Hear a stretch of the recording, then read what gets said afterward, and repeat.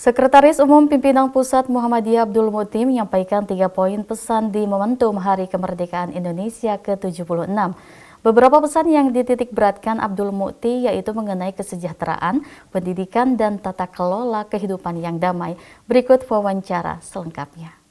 Pertama, kita bangsa Indonesia harus senantiasa bersyukur kepada Allah, Tuhan yang Maha Esa, karena atas rahmatnya bangsa Indonesia mencapai kemerdekaan dan juga sampai sekarang kita masih menjadi negara yang merdeka di usianya yang ke-76 tahun.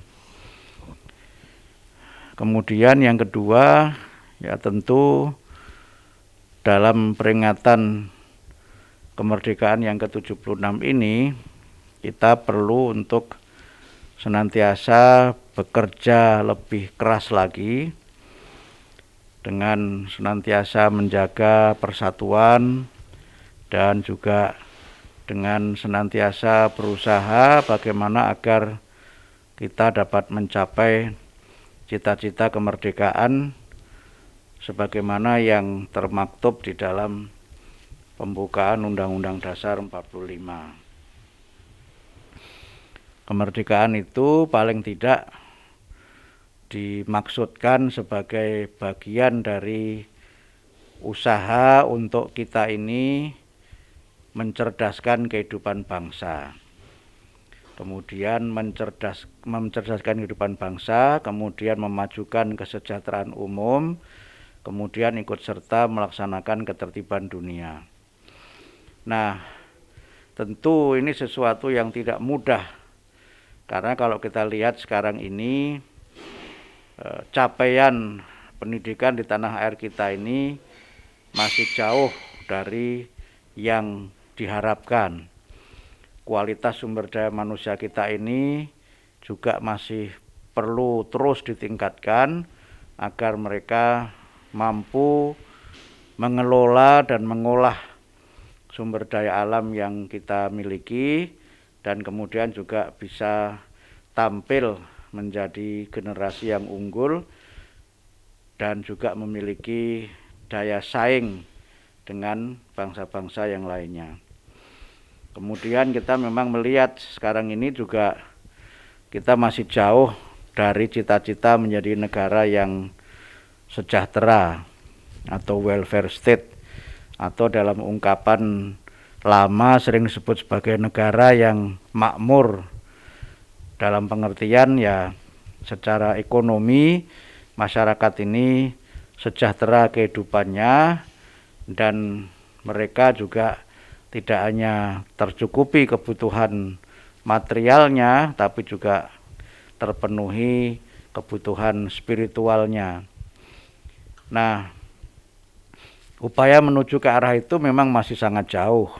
Kita melihat problem kita sekarang ini adalah problem kesenjangan, di mana angka Gini atau kesenjangan antara kelompok kaya dengan kelompok miskin ini masih sangat tinggi.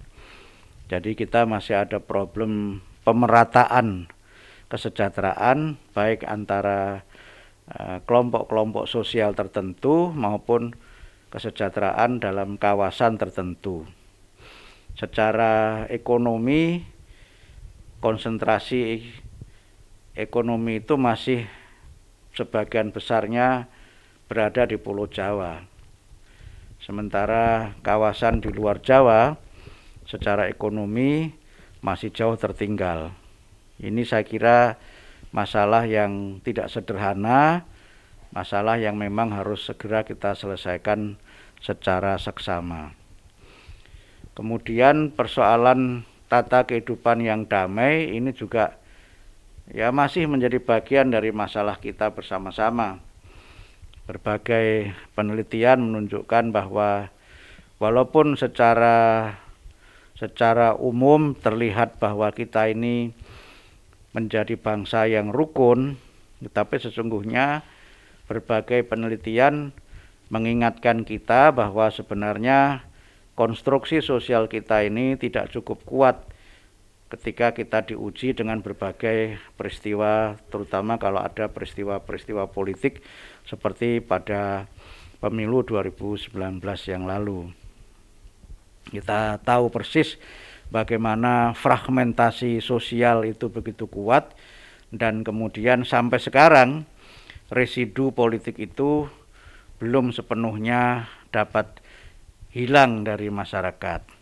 Oleh karena itu, maka bagaimana kita bisa menciptakan tata kehidupan sosial yang lebih berkeadaban, yang lebih damai, ini juga menjadi bagian dari agenda kita, bagaimana mengisi kemerdekaan itu dengan semangat persatuan dan kebersamaan untuk kita menyelesaikan masalah secara bersama-sama. Masalah persatuan ini menjadi sangat penting, terutama ketika sekarang ini kita sedang mengalami pandemi COVID-19. Banyak sekali persoalan yang terpampang di depan mata kita, terutama persoalan kesejahteraan, persoalan sosial, persoalan moral, dan berbagai masalah yang memang menuntut tanggung jawab kita dan kebersamaan untuk secara kolektif menyelesaikan berbagai persoalan itu, dengan tentu saja komitmen bahwa kita ini harus menjadi bangsa yang lebih baik lagi. Saatnya sekarang kita bekerja, beramal, jangan terlalu banyak slogan, tapi perbanyak melakukan pengabdian dan perbanyak pelayanan kepada masyarakat.